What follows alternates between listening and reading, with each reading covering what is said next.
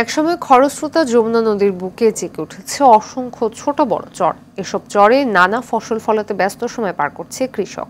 কৃষিতে আধুনিকতার ছোঁয়া লাগলেও রয়েছে নানা সীমাবদ্ধতা।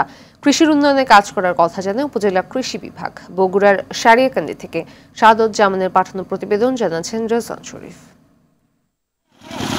যেদিকে দু চোখ যায় ধুধু বালুচর। বর্ষা এলেই এ চরাঞ্চলে যমুনা হয়ে ওঠে আগ্রাসী।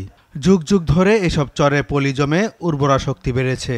এর সঙ্গে চাষাবাদকে যান্ত্রিকীকরণ ও ফসলের জাত উন্নয়ন কৃষিতে এনেছে বৈপ্লবিক পরিবর্তন। ফলে এক সময়ের প্রতি চরে এখন চাষ হচ্ছে বিভিন্ন ধরনের ফসল। বগুড়ার সারিয়াকান্দি উপজেলার 12টি ইউনিয়নই যমুনা, বাঙালি ও সুখদহ নদীর শাখা প্রশাখা দ্বারা বেষ্টিত। কৃষি বিভাগের তথ্য মতে এবার উপজেলায় প্রায় 3000 হেক্টরে মরিচ, 8000 হেক্টরে ভুট্টা চাষ হয়েছে। এছাড়াও মিষ্টি কুমড়া, ডাল, চীনাবাদাম, তিল সহ বিভিন্ন সবজি চাষ করছেন চাষিরা। বছরের অধিকাংশ সময় চাষাবাদে ব্যস্ত থাকায় আর্থিকভাবেও লাভবান হচ্ছেন তারা।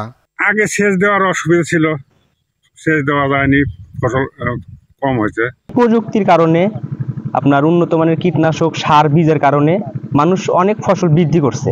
ভুট্টা চাষ, কুমড়ার চাষ, ধান, সরিষা, মরিচ ব্যাপক পরিমাণ সাফল্য পাচ্ছে কৃষকেরা। শহর অঞ্চলে ভুট্টা আবার ভালো হয় বা হয়, পানি সেচা কম লাগে, খাটনি কম হয়। চরাঞ্চলের মানুষের জীবনের সুদিন বইছে জানিয়ে কৃষিকে বাণিজ্যিকরণ করতে বহুমুখী পদক্ষেপ নেওয়ার কথা জানান উপজেলা কৃষি কর্মকর্তা।